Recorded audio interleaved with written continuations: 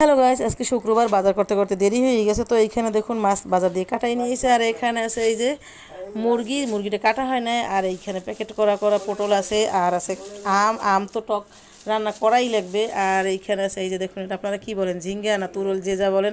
না, ঝিঙ্গা না, এটা হচ্ছে কী যেন, দুন্দুল। দুন্দুলও বলে অনেকে। তো যাই হোক, আর অনেকে তুরুলও বলে। এইটা ভাজি করবো। আর এইখানে আছে চাল কুমড়া, এই যে দেখুন চাল কুমড়োটাও কিন্তু কী করবার মতো জানি না, একসাথে সব বাজার আর কি। এই যে লাউও ছাড়ে নাই, মোটামুটি বাজার কোনো কিছু বাদ নাই। তো এখন এই মোটামুটি মাছটা শুধু এই যে ধোয়া হয়েছে, কাটাই নিয়ে এসে। আর এখানে কিন্তু এই যে এই যে ডাটা নিয়ে এসে তার শুটকেই যাইতেছে এই যে খাওয়ার অভাবে।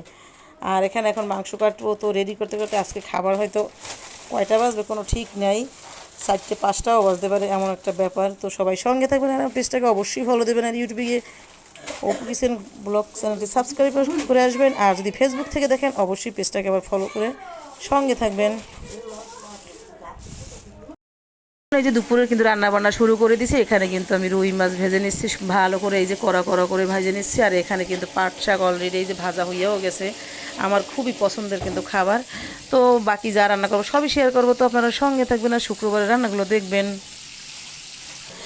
আর এখানে যে পটল নিয়ে নিছি, এখানে কিন্তু এখন এই মানে পেঁয়াজ রসুন বাটপর, আমি তো জানেন সবসময় আমি বাটা মশলা দিয়েই রান্নাটা করি। তো মোটামুটি সব কিছুই রেডি করা হয়ে গেছে, এখন শুধু রান্না করব আর শুধু খাওয়ার অপেক্ষায় আছে।